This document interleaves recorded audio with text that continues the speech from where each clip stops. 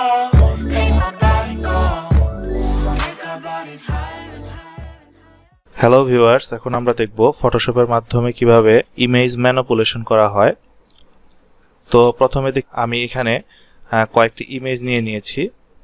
আমি এই ছবির সমন্বয়ে নতুন একটি ডিজাইন দাঁড় করাবো। তো আপনাদের প্র্যাকটিসের জন্য এই ছবিগুলো আমি ভিডিও ডেসক্রিপশনের নিচে দিয়ে দেব। তো চলুন আমরা শুরু করি। আমরা যে এই ব্যাকগ্রাউন্ডে নিয়েছি এটা হচ্ছে আমার ডিজাইনের ব্যাকগ্রাউন্ড। তো প্রথমে আমি ছবিটাকে জুম করে নিয়ে আসি। জুম করার পর এখান থেকে আমরা ইলিপস টুলটাকে নেব, দেন শিফট প্রেস করে রাখবেন, তাহলে আপনার বৃত্তের সমন্বয়টা ঠিক মতো হবে, একদম পারফেক্ট বৃত্তটা হবে। আচ্ছা, আমি এই বৃত্তের বরাবরই আমি ইলিপসটাকে নিলাম। এখন কন্ট্রোল জে প্রেস করে এটা একটি ডুপ্লিকেট লেয়ার নিয়ে নিলাম। এখন দেখুন এখানে একটি ডুপ্লিকেট লেয়ার চলে আসছে। এখন সিলেকশন করে যদি আমি এটাকে মুভ করি, দেখুন এটা কিন্তু আলাদা একটা অবজেক্ট আকারে দাঁড়িয়েছে। তখন কন্ট্রোল টি প্রেস করে আমি এটাকে আয়তনে বড় করে নেব, এন্টার, দেন জুম আউট।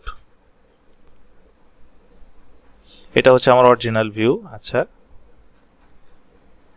তো কন্ট্রোল টি। ওকে, আমরা এই বৃত্তটিকে এই একটুকু অংশে নিয়ে নিলাম। আচ্ছা, এখন আমি এখান থেকে ফরগ্রাউন্ড কালারকে সিলেক্ট করব। ফরগ্রাউন্ড কালার আমি এখান থেকে 808080 এই কালারটা নেই। ওকে, ফরগ্রাউন্ড কালার চলে আসছে। এখন আমাকে আবার একটি লেয়ার নিতে হবে। তো ক্রিয়েট নিউ লেয়ার, নতুন একটি লেয়ার নিলাম। এখন আমরা এখান থেকে ইলিপসকে নেব, দেন ইলিপসকে আমরা এটার প্রায় কাছাকাছি ভাবে আমরা এটাকে সেট করব। দেখুন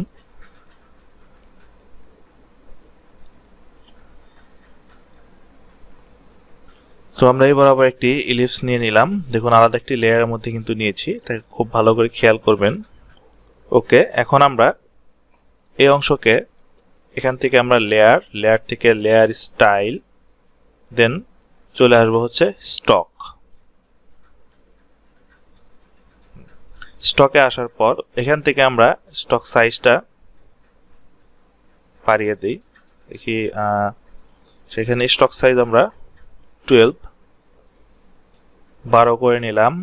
দেন এখানে আউটসাইডে থাকবে এটার অপাসিটি একটু কমে আসবে, অপাসিটি 75%। ওকে, কালার সিলেক্ট করে তো আমরা এখান থেকে কালারটা নেব, এই অংশের এই কালারটা জাস্ট পিকার দিয়ে কালারটা সিলেক্ট করুন।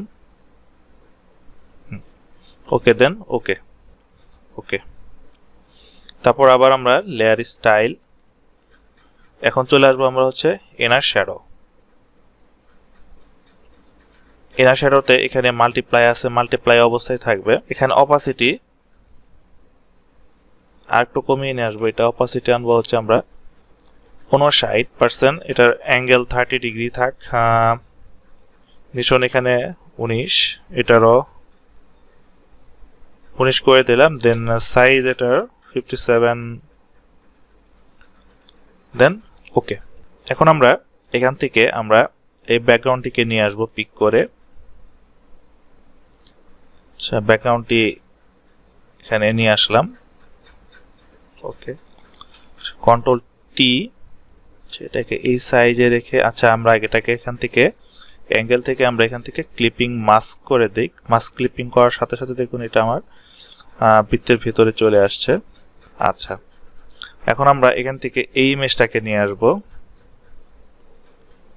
যথারীতি এই ইমেজটাকে এখানে নিয়ে আসলাম, কন্ট্রোল টি।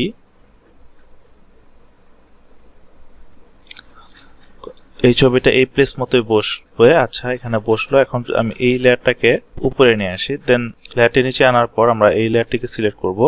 এই অবজেক্টের লেয়ারকে সিলেক্ট করলাম। এখান থেকে ব্লেন্ডিং মোড আমাদের চলে আসবে হচ্ছে লাইট কালার দিয়ে দেব। এখানে দেখুন লাইট কালার। তো এখানে একটি শ্যাডো মোড চলে আসছে। এখন যদি আমরা এই লেয়ারকে সিলেক্ট করে কন্ট্রোল টি প্রেস করে জাস্ট আমরা এই ইফেক্টটাকে ছড়িয়ে দেব। একটু নিচের দিকে নিয়ে আসি।